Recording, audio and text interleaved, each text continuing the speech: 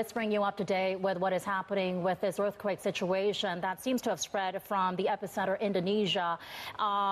More quake strikes being issued and tsunami warnings being issued around the region as well. For now, Indonesia's geophysics agency says that they have not received any reports of damage from Aceh, or they are not aware of the rises in water levels. But do bear in mind that Banda Aceh is a very remote area, and even back in 2004, a lot of the rescue workers, sometimes it took days to reach the affected villages due to the remoteness of the island. What we do know at the moment is that tremors are being reported all around the region: Singapore, Bangkok, Thailand, Kuala Lumpur, and even way south in southern India and Sri Lanka as well. Remember, these are the same areas, same countries that were affected during the December tsunami that fell on Boxing Day. What reports are also suggesting is that even countries a little bit further away, Myanmar, being affected as well, and that tremors from Indonesian quake being felt in Sri Lanka, and that right now they are uncertain as to how many people have been hurt or injured. The U.S. Geological Survey initially put the Aceh quake magnitude at 8.9.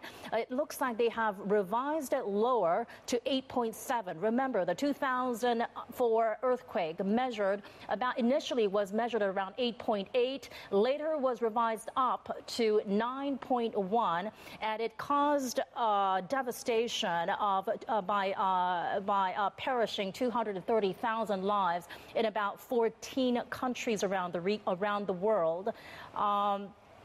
What we're trying to ascertain is really the casualty toll. We do not know at this moment. What we do know is that based on the 2004 experience, the duration of the tremors only lasted just under 10 minutes, and it was so great to the extent that it moved the world.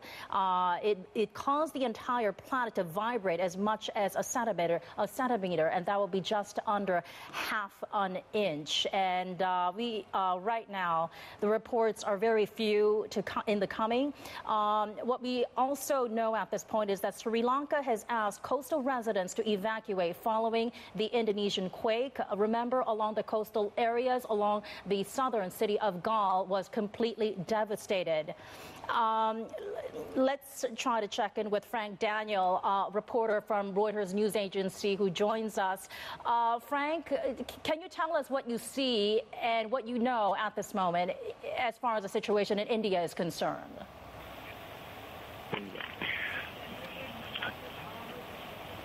Frank, are you there? Hi, yes, I'm here. We're hearing reports of tremors and tsunami warnings being issued pretty much all over Indonesia, around the region in Southeast Asia, and also parts of southern India. What do you know, and what can you tell us? Yes, the quake was felt quite strongly in a number of Indian cities, including Bangalore, where buildings were evacuated, Chennai in the south, Calcutta. There's reports of even cracks in some buildings, a certain amount of panic, people running onto the streets, and a tsunami warning has been issued for the whole of India's eastern coast and the Andaman and Nicobar Islands. India's eastern coast was hit heavily by the 2004 tsunami, so obviously there's a high state of alert about this. Are you aware of any rising water levels along the coastal areas? No, not so far. I believe it will take some time for that to happen, but no, there's nothing so far. They're predicting the waves of between 2 and 3 meters and up to 5 and 6 meters in some areas. That's the Indian Tsunami Warning Center. Based on the 2004 experience, do you get a sense that the authorities are better equipped to deal with the situation now? I believe so. The warning systems are in place. There haven't been any evacuations that I know of so far, so we'll have to wait and see.